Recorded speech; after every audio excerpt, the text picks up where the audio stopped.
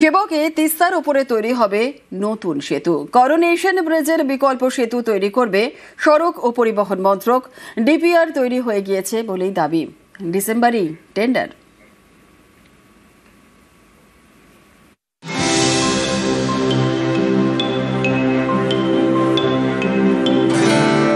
সেবকে তিস্তার উপর করোনেশন সেতু, আরেক নাম সেবক ব্রিজ।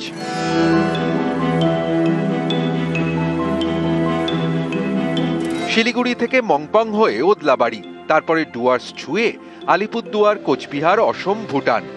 স্বাধীনতার আগে এই সেতুর জন্ম। কাছেই সেবক ও শুকনার সেনা ক্যাম্প। করোনেশন ব্রিজ দিয়ে সেনাবাহিনী, বায়ুসেনার গাড়ি যাতায়াত করে। কাছেই ভারত চীন সীমান্ত। দেশের নিরাপত্তার দিক থেকে গুরুত্বপূর্ণ এই ব্রিজ দুর্বল হয়ে পড়েছে। বহু বছর ধরে ভারী যান চলাচল বন্ধ। এই সেতুর কাছে বিকল্প ব্রিজ তৈরি করবে সড়ক ও পরিবহন মন্ত্রক। তৈরি হয়ে গিয়েছে ডিপিআর। এই সেতু তৈরিতে খরচ হতে পারে প্রায় 1200 কোটি টাকা।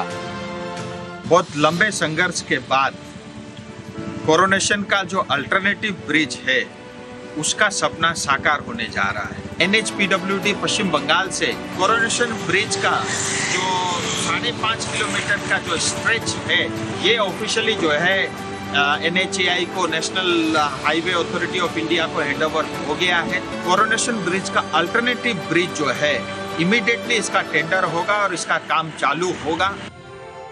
করোনেশন অর্থাৎ রাজ্যাভিষেক। অনেকে বলেন 1937 সালে কিং জর্জ এবং রানী এলিজাবেথের রাজ্যাভিষেকের স্মরণে এই সেবক সেতুর নাম হয় করোনেশন ব্রিজ। 2011 সালে ভূমিকম্পে সেতুর পিলারগুলির ক্ষতি হয়, ভারী যান চলাচল বন্ধ হয়ে যায়।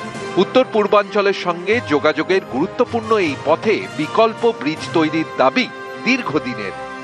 সাধারণ মানুষ এবং প্রত্যেকটা মেম্বার আমাদেরকে যেভাবে সাপোর্ট করছেন, এই জন্যই কিন্তু এই প্রোগ্রেসটা হচ্ছে। অন ডকুমেন্ট এখনো আমরা কিন্তু লড়াই চালিয়ে যাচ্ছি, আন্দোলন আছে অন গ্রাউন্ড।